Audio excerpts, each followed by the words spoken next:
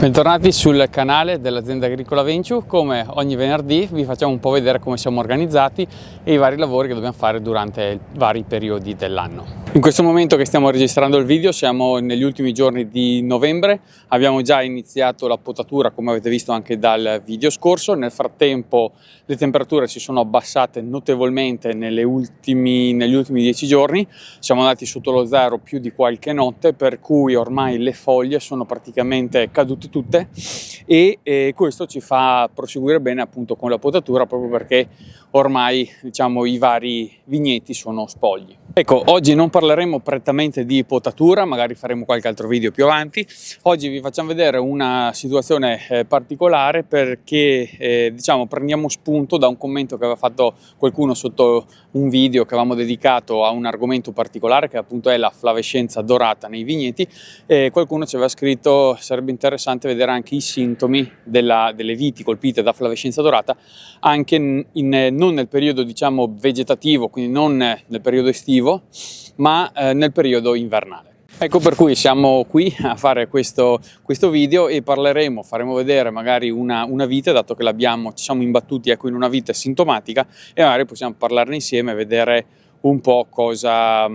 presenta, ecco, che sintomi presenta nel periodo adesso del riposo vegetativo. In estate avevamo fatto alcuni video questa stagione scorsa, dove appunto parlavamo dei sintomi diciamo estivi, ed erano facilmente visualizzabili soprattutto in piante che erano fortemente colpite da flavescenza. Va fatto vedere come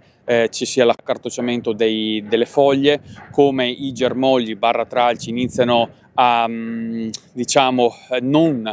non iniziano a lignificare, a maturare, ma restano verdi, restano gommosi, quasi come se fossero della carta velina. Anche le foglie ecco, si arricciano molto, mentre nel periodo invernale ovviamente questi sintomi si notano un po' meno, proprio perché c'è la caduta delle foglie e quindi è un po' più difficile magari andare a visualizzarli. Questo è un caso che secondo noi potrebbe essere un caso di flavescenza dorata, nel senso che è abbastanza visibile come non ci sono dei residui diciamo di grappolini. Qui l'abbiamo vendemmiato meccanicamente, per cui dovrebbe rimanere il raspo della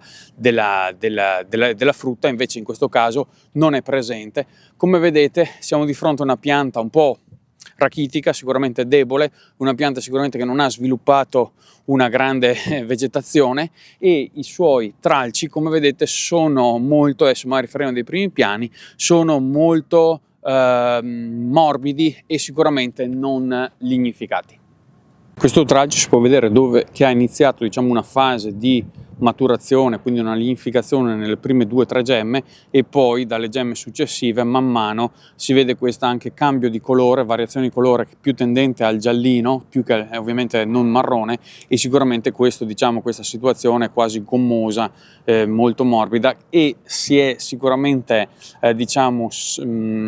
cotto ecco, con il fatto che le temperature nelle scorse notti sono andate sotto lo zero. In questa parte qua, in questa branca qua, si vede come dallo sperone che era stato lasciato si sono sviluppate delle gemme, ma non hanno dato dei germogli e poi dei tralci che si sono diciamo via via rinvigoriti, ma anzi si è come un po' rattrapita su se stessa. Ovviamente in questo caso sicuramente non è mal dell'esca, perché presenta sintomi totalmente diversi, mentre in questo caso proprio l'assenza di raspi, quindi di residui diciamo dell'uva, questi tralci molto, molto teneri, friabili, quasi gommosi, vegetazione non sviluppata, sicuramente siamo di fronte quasi sicuramente a una situazione di flavescenza dorata o comunque di fitoplasmi. Ecco, questa è una pianta che di fatto non abbiamo estirpato durante il periodo estivo, cosa che andrebbe fatta, nel senso che nel momento in cui si vedono piante sintomatiche bisogna andarla a estirpare. Ora, fermo restando che negli ultimi anni sembrerebbe ecco, che i sintomi di flavescenza dorata siano un po' meno pressanti e quindi la frequenza anche di piante malate siano un pelino meno frequenti rispetto a qualche anno fa. Ovviamente alcune piante sintomatiche le abbiamo. Ora, noi cerchiamo soprattutto durante i vari lavori che facciamo in campagna, se ci imbattiamo in una pianta sintomatica ovviamente la estirpiamo. In questo caso probabilmente ci è sfuggita, forse per un 2 o 3 motivi. Sicuramente perché la garganega è molto vigorosa, quindi probabilmente non c'è cascato l'occhio su un possibile buco, diciamo, vegetativo, proprio perché la garganega tende a spingere molto nella parete fogliare, per cui magari le piante vicine hanno comunque trovato spazio da, diciamo, sviluppare i propri tralci, e per cui hanno un po', in parte, se vogliamo, forse nascosto i sintomi evidenti di una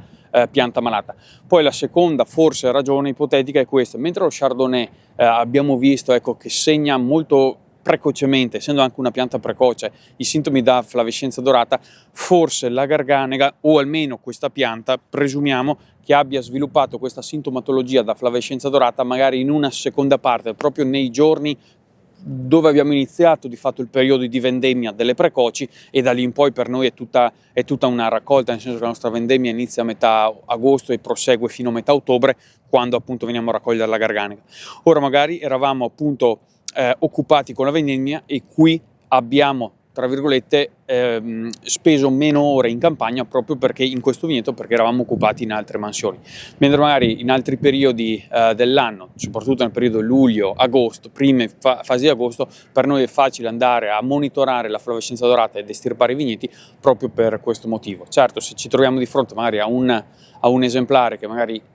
manifesta i sintomi in modo tardivo, ecco, in un periodo tardivo, anche a noi effettivamente può sfuggire, insomma. Ecco, allora, diciamo, il fatto di imbatterci in una vite comunque sintomatica per noi è preoccupante sempre, nel senso che non è mai bello, non solo perché perdiamo una vite in sé, nel senso non è tanto quello, è perché comunque sappiamo che è un bacino, una riserva di fitoplasmi che potrà generare delle eventuali ondate di flavescenza dorata. Diciamo che noi veniamo da 2 o 3 anni fa, una stagione che ha colpito 3-4 anni fa forse, una stagione che ha colpito particolarmente la nostra zona con sintomi molto pesanti a flavescenza dorata, ed è stato veramente grosse preoccupazioni, anche perché anche in vigneti veramente giovani ha mietuto veramente vittime, e quindi grande preoccupazione. Come dicevamo, negli ultimi anni sta un po' calando la pressione, per cui siamo molto contenti. Ovviamente c'è stato un monitoraggio un po' da parte di tutte le aziende della zona, anche i tecnici molto presenti a sensibilizzare, ecco, questo problema, e quindi probabilmente un po' una serie di fattori, e sicuramente anche una parte di fortuna e casualità, ecco, si può anche mettere in mezzo anche quella. In questo momento possiamo dire che al momento la flavescenza dorata sembrerebbe un po' più sotto controllo, fermo restando che magari l'anno prossimo siamo di punto a capo, quindi è difficilissimo da prevedere, e appunto il monitoraggio diventa ancora più importante proprio per debellare questa problematica. Ecco, consideriamo che in 1,5 ettari più o meno che abbiamo potato tra Trebbiano e Garganega, o quasi 2 ettari, abbiamo trovato solo questa pianta sintomatica in inverno, e forse ne avremmo trovata una in estate in questo pezzamento, ecco, ma forse una. Per cui, diciamo, un paio di ceppi non è che ci creano grossi problemi, però ecco, importantissimo non mollare, non abbassare la guardia, e continuare ovviamente mettendoci le mani direttamente noi, che siamo sicuramente come dire, stimolati, che siamo diciamo parte diciamo integrante del sistema di monitoraggio di difesa, ecco, mettendoci direttamente le mani noi, speriamo di poter tenere sotto controllo, ecco, questa problematica. Ecco, magari se volete scriverci nei commenti nelle vostre zone come siete messi, che tipi di non so, trattamenti o comunque tecniche agronomiche, ecco, adottate di monitoraggio, di controllo, ecco, di questa malattia. Ecco, ci farebbe piacere, in modo tale da condividere un po' la situazione. Noi al momento, ecco, diciamo, possiamo dire che sembra un po' rientrata l'emergenza, ma sicuramente, come dicevamo, ecco, alcune piante sintomatiche ci sono, Chardonnay, Garganega, molto sensibili, ecco, per cui in quel caso ne troviamo ancora, e ovviamente dobbiamo, torniamo sempre lì a battere, metterci le mani e darci dentro e non abbassare la guardia. I tecnici sono sempre all'opera, insomma, anche nelle nostre zone, per sia monitorare e sia dare una mano a gestire la situazione, anche un dialogo, ecco, con la regione, in modo tale che ci sia sempre attenzione su questo tema, perché effettivamente se si lascia correre il problema si va sempre più a ingigantire, perché una pianta sintomatica, il problema è proprio quello che diventa poi una riserva di di possibili poi inneschi di flavescenza, quindi è molto importante cercare veramente di tenere a bado il problema, proprio per evitare poi di dover ricorrere a situazioni, o comunque a incontrare queste situazioni che non sono più controllabili. Ecco, in questo caso cosa andiamo a fare? Andiamo a liberare dal legaccio la nostra pianta, in modo tale da proseguire le operazioni, diciamo, di estirpo. Ovviamente la andiamo a tirare via le branchie in modo tale da evitare diciamo di faticare. Una volta che è bella libera, come vedete, andiamo a tagliarla sotto il punto di innesto, in modo tale che non ci sbagliamo durante magari il periodo estivo e non andiamo ad allevarla, quindi al massimo ricaccia dal selvatico, ma in primavera verremo con la trivella a estirpare, fare i buchi qui di tutte le piante morte, in modo tale che se facciamo delle rimesse possiamo fare delle rimesse, e nel frattempo estirpiamo completamente anche il selvatico. Ecco, di questa non la gettiamo a terra, tanto adesso dobbiamo tornare alle macchine, ce la portiamo a casa, lasciamo che si secca, poi lo butteremo in caldaia, così evitiamo anche di lasciare materiale in vigna che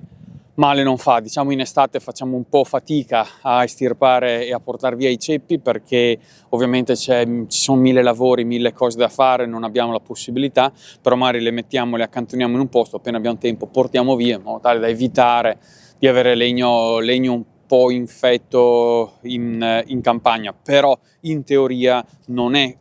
una volta che è seccata, diciamo, ecco, non è più quello il problema. L'importante è riuscire a evidenziare i ceppi malati, eliminarli, e poi eliminare anche il selvatico, in modo tale che non ci sia nessuna, diciamo, parte viva della pianta in vigna, in modo tale che lo scafoideo non possa andare a pungerla e quindi poi infettare altre piante. Ecco, allora avete visto, abbiamo un po' parlato di un qualcosa di leggermente differente, cioè avevamo già trattato questo argomento della flavescenza dorata, però avevamo fatto in un paio di periodi estivi, mi sembra, e avevamo fatto anche in un momento invernale della sintomatologia, ecco, della flavescenza, autunnale, ecco. Ci mancava la parte invernale, ecco. Per cui così abbiamo voluto condividere con voi alcuni pensieri. Ovviamente vi ripetiamo, se volete scriverci sotto nei commenti come siete messi, com'è nella vostra zona, come siete organizzati in azienda, ovviamente ci fa piacere con questa condivisione, proprio per crescere insieme, avere questo scambio di opinioni, di metodi per sistemare, insomma, ecco, per convivere o comunque gestire questa situazione. Siamo arrivati alla fine anche di questo video, quindi vi ringraziamo di essere stati con noi, iscrivetevi al nostro canale e ci vediamo venerdì prossimo con una nuova puntata.